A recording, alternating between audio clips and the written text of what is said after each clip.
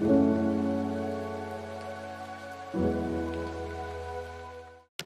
मसीह की। प्रभु का धन्यवाद हो, परमेश्वर की स्तुति हो। आइए प्रियो, हम प्रभु के वचन में चलेंगे और आज हम एक कहानी सीखने जा रहे हैं और ये कहानी हम सबको आशीष इस कहानी से हमें मिलेगी। हम बड़े ध्यान से, बड़ी गंभीरता से प्रार्थना के साथ बैठें और हम इस कहानी को सुनेंगे। आइए हम पढ़ते हैं लूका रचित सुसमाचार उसका 15 अध्याय में इस प्रकार लिखा है। फिर उसने कहा, किसी मनुष्य के 2 पुत्र थे। उनमें से छोटे ने पिता से कहा, हे पिता, संपत्ति में से जो भाग मेरा हो वह मुझे दे दीजिए। उसने उनको अपनी संपत्ति बांट दी। बहुत दिन न बीते थे कि छोटा पुत्र सब कुछ इकट्ठा करके दूर देश को चला गया और वहां कुकर्म में अपनी संपत्ति उड़ा दी। जब वह सब कुछ खर्च कर चुका तो उस देश में बड़ा अकाल पड़ा और वह कंगाल हो गया। इसलिए वह उस देश के निवासियों में से एक के यहाँ जा पड़ा। उसने उसे अपने खेतों में सूअर चराने के लिए भेजा और वह चाहता था कि उन फलियों से जिन्हें सूअर खाते थे अपना पेट भरे, और उसे कोई कुछ नहीं देता था। जब वह अपने आपे में आया तब कहने लगा, मेरे पिता के कितने ही मजदूरों को भोजन से अधिक रोटी मिलती है और मैं यहाँ भूखा मर रहा हूँ। मैं अब उठकर अपने पिता के पास जाऊंगा और उससे कहूंगा कि पिताजी, मैंने स्वर्ग के विरोध में और तेरी दृष्टि में पाप किया है। अब इस योग्य नहीं रहा कि तेरा पुत्र कहलाऊं। मुझे अपने एक मजदूर के समान रख ले।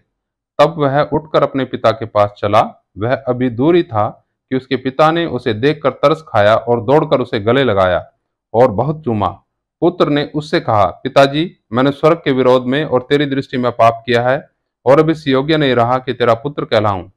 परंतु पिता ने अपने दासों से कहा, झट अच्छे से अच्छा वस्त्र निकाल कर उसे पहनाओ और उसके हाथ में अंगूठी और पांव में जूतियां पहनाओ। प्रभु की स्तुति हो, परमेश्वर का धन्यवाद हो। प्रियो, इस कहानी में हम ऐसी बात देखते हैं जो हम सब लोगों के जीवन के ऊपर लागू होती है। इस कहानी में 2 ऐसे बेटे हैं जिनमें से छोटा जो बेटा है अपनी संपत्ति पिता से बंटवा करके दूर देश चला जाता है और वहां जा करके वो उस संपत्ति को कुकर्म में उड़ा देता है।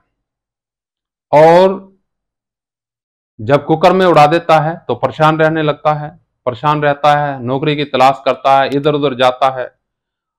उसे कोई नौकरी नहीं मिलती, लेकिन जो नौकरी मिलती है उसे सूअर चराने का काम मिलता है। लेकिन मजदूरी में उसे वही फलियां मिलती थी जो सूअर खाते थे, तो इन फलियों से अपना पेट भरने लगा। एक दिन ये अपने आपे में आया और सोच विचार करके कहने लगा कि मैं अपने पिता के यहाँ ठीक था।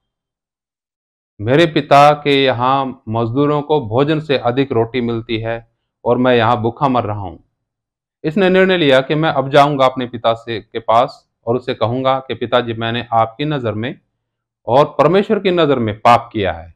अब मैं आपका बेटा कहलाने लायक नहीं, मुझे अपने एक मजदूर के समान ही रख ले।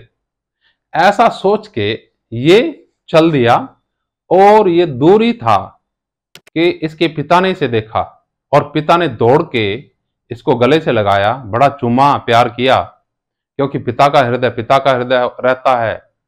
ये पिता हमेशा अपने बच्चे के इंतजार में था कि कब उसका बेटा जो चला गया वापसी आ जाए। और जब प्यार करने के बाद बेटे ने अपने पिता से माफी मांगना शुरू कर दिया कि पिताजी, मुझे माफ कर, मैंने आपकी दृष्टि में पाप किया, मैंने स्वर्ग की दृष्टि में पाप किया। अब मैं आपका बेटा कहलाने लायक नहीं, इसलिए मुझे अपने एक मजदूर के समान रख ले। पिता ने उसे माफ कर दिया और नौकरों को आदेश दिया, झट अच्छे से अच्छा वस्त्र पहनाओ, इसके हाथ में अंगूठी और पैरों में जूतियां पहनाओ। और उस घर के अंदर जश्न का माहौल हुआ, आनंद हो गया, क्योंकि एक खोया हुआ बेटा वापसी घर में लौट के आता है। प्रियो, ये कहानी आपके ऊपर, हम सब के ऊपर आधारित है। हम सब परमेश्वर ने इस दुनिया के अंदर भेजे हैं। हम इस दुनिया के अंदर आने के बाद धीरे धीरे जैसे जैसे बढ़ते हैं, बढ़ते बढ़ते बढ़ते उस सर्वशक्तिमान पिता परमेश्वर को, सृष्टिकर्ता को भूल जाते हैं और संसार में कोई किसी काम में लिप्त है, कोई किसी काम में लिप्त है, यानी कुल मिलाकर के उस पिता परमेश्वर से दूर चले गए हैं। जो भी व्यक्ति उससे दूर जाता है हर प्रकार की समस्याओं में घिरा रहता है। आज आप अपने जीवन को देख सकते हैं, जांच सकते हैं, क्या कौन सी समस्या है। किस उलझन में हैं, किस दुविधा में हैं आप, किन विचारों में हैं आप? क्या आपके पास संतुष्टि का जीवन है, आनंद का जीवन है, भरपूरी का जीवन है? प्रियो, भरपूरी का जीवन तो मिलेगा पिता के पास। पिता से दूर होकर के, जैसे इस बच्चे ने दुख उठाया, भूखा मरने लगा और अकाल में आ गया, वैसे ही आपका और हमारा जीवन होता है। बहुत से लोग होंगे जो सुनने वाले हैं, जो दुखी हैं, परेशान हैं, निराश और हताश हैं। क्यों? कारण क्या है? क्योंकि परमेश्वर के नजदीक नहीं है, परमेश्वर के पास नहीं है। अगर आपको ऐसा लगता है कि हम परमेश्वर के पास हैं, प्रियो, जरूर आपके पास कोई सवाल होंगे तो जरूर कमेंट्स में लिखिएगा, ताकि हम उन सवालों का भी जवाब दे सकें प्रभु की वाणी से और आपको संतुष्टि मिले। प्रभु यीशु मसीह ने यूहन्ना 10:10 में कहा, चोर किसी और काम से नहीं, केवल चोरी करने, नाश करने, घात करने के लिए आता है। मैं इसलिए आया कि वे जीवन पाएं और भरपूरी का पाएं। प्रभु यीशु मसीह आपसे वायदा करते हैं वो कि मैं जीवन देने के लिए आया। फिर भी बहुत से लोगों के पास नहीं है वो भरपूरी का जीवन, संतुष्टि का जीवन। कारण क्या है? हमारा रिलेशनशिप, हमारा संबंध उस सर्वशक्तिमान पिता परमेश्वर के साथ नहीं है। जब हमारा संबंध उसके साथ हो जाता है तो आप चाहे दीनता की हालात में हो, गरीबी गुर्बत में हो, चाहे धनवान हो, जो मर्जी है, लेकिन आपका ना धन ना आपकी गरीबी आपको परमेश्वर से दूर करेगी। आपका असली आनंद उस सर्वशक्तिमान परमेश्वर से आता है।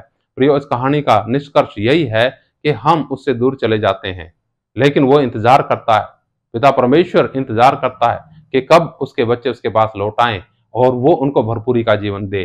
तो अगर आपको भरपूरी का जीवन चाहिए, आपको आनंद का जीवन चाहिए, आपको शांति का जीवन चाहिए, तो प्रभु के पास लौट आना है। वो इंतजार करता है। परमेश्वर आपको सबको इन वचनों के द्वारा बहुत आशीष दे। प्रभु ने ऐसा बोला कि परख करके देखो कि यह हुआ कैसा भला है, परमेश्वर कैसा भला है। अगर आप उसके पास लौट आते हैं, उसके पास लौट आने का मतलब यह नहीं है कि यहां जाना, वहां जाना, इधर जाना, उधर जाना, कहीं नहीं।